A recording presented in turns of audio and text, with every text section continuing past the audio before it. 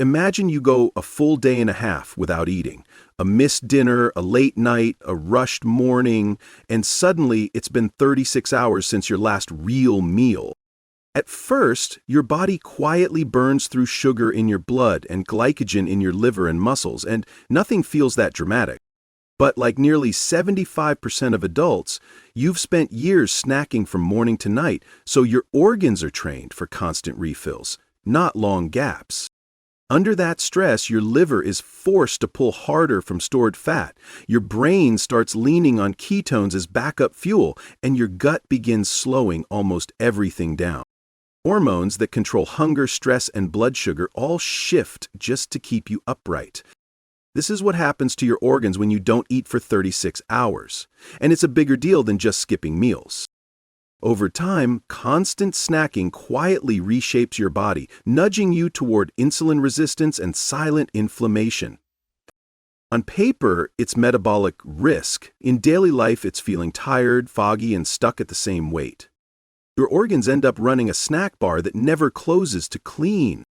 In this video, we'll break down how a 36-hour fast hits that system. You'll see what happens the first time you try it and how breaks from food can start to reverse it. To see what that actually looks like inside your body, we'll walk through those 36 hours from your last bite to when your organs settle into survival mode. In the first 4 to 12 hours, nothing feels dramatic. You're working, watching something, maybe going to bed a little hungry. Inside, though, your organs are busy clearing the leftovers from that last meal. Blood sugar rises and falls, insulin comes up to store fuel, and your liver and muscles pack away extra carbs as glycogen. As insulin drifts down, that fed phase fades, and your liver starts releasing stored sugar to keep your brain calm, even if you skipped a snack. From the outside, it just feels like normal life. On the inside, you've quietly closed the kitchen and told your hormones to start heading back toward neutral. Somewhere between 12 and 18 hours after you last ate, things get more interesting. Your easy access glycogen tank in the liver is running low, so your body has to decide where the next wave of energy will come from. This is where researchers talk about the metabolic switch.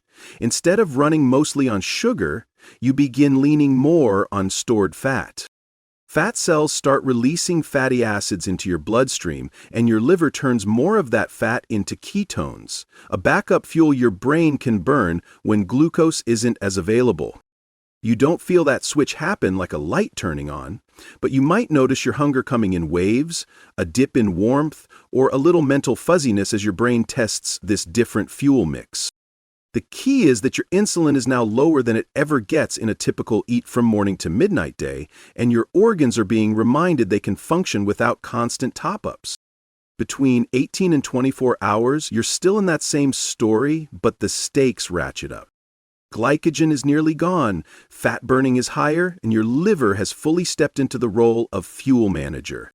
If you were hooked up to a lab machine, it would show that more of your energy is coming from fat and less from carbs, a pattern seen again and again in fasting studies.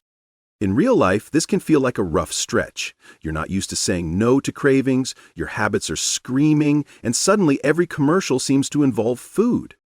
But your organs aren't panicking, they're adapting. Your heart is happy to run on fatty acids, your brain is gradually accepting more ketones, and your gut is getting a rare break from having to churn and squeeze all day. Short term, you might notice less bloating and less food coma heaviness. Long term, giving your system more hours like this is part of how people improve blood sugar, blood pressure, and waistlines without changing every single thing they eat. Once you pass the 24-hour mark and head toward 36, your body is no longer asking, "Are we really doing this?" It knows you are. Fat burning keeps climbing, and ketones rise enough that many people describe an odd calm or clarity, even if they're a bit physically tired. Hormones are working behind the scenes to keep you going. Insulin stays low, glucagon and a little cortisol help keep your blood sugar out of the danger zone, and adrenaline gives just enough stimulation that you're not flat on the floor. Your gut has mostly powered down anything that isn't essential, focusing on repair instead of digestion. If you've been living on snacks, this quiet is new territory. You finally realize how much background noise your digestion creates in your everyday life. Zoom in one level deeper and the picture gets more interesting. Your cells are now living in a different environment, less incoming energy, fewer growth signals, and a clear nudge to stop building and start fixing. This is where scientists talk about autophagy, the cell's built-in cleanup system. Under fasting conditions, cells are more likely to break down old, damaged proteins and worn-out components and recycle them for energy or raw material. Animal experiments and early human research suggest that going longer between meals can boost this process, especially when you also spend less time in constant high-insulin, high-calorie mode. You won't feel autophagy the way you feel hunger, but over months and years, better clean up and less junk inside your cells are part of why fasting shows up in discussions of metabolic health and long-term disease risk. From the human side, a 36-hour fast feels more like a 3-act story than a lab graph. Act 1 is easy, the evening and night after your last meal where you're mostly fine and maybe even a little proud of yourself. Act 2, somewhere between 16 and 24 hours, is the wall. Your mood dips, your habits scream, and you suddenly notice how many of your "I'm starving" moments are actually boredom, stress, or the urge to reward yourself. Act 3, past 24 hours, is where, if you're generally healthy and staying hydrated, hunger becomes more rhythmic and less emotional. You can still think, still work, still move.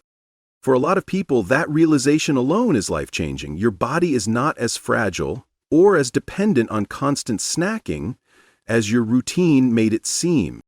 None of this means a 36-hour fast is some magic detox or a one-size-fits-all challenge. If you have diabetes, take blood sugar medications, are pregnant or breastfeeding, have a history of eating disorders, or live with serious heart, kidney, or liver disease, long fasts are something you only do with a professional who knows your case, if at all.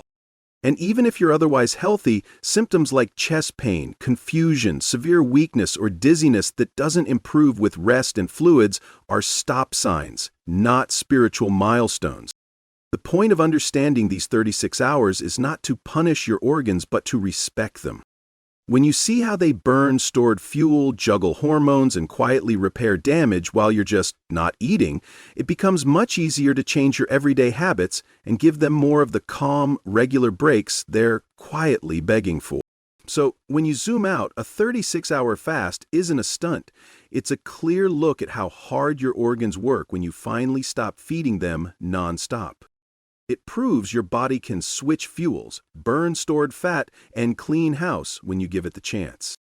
It also shows you where you're fragile: sleep, stress, emotions, or that late-night snacking habit. The smart move isn't fasting harder, it's living smarter between fasts. That might mean a tighter eating window. It might mean fewer ultra-processed snacks and listening when your body says enough. If this helped you understand what's happening under your skin, hit like so YouTube knows it's worth spreading. Drop a comment with your experience or questions about fasting. Subscribe if you want science-based health breakdowns in plain language. And if you try a 36-hour fast, do it safely and let your organs win, not your ego.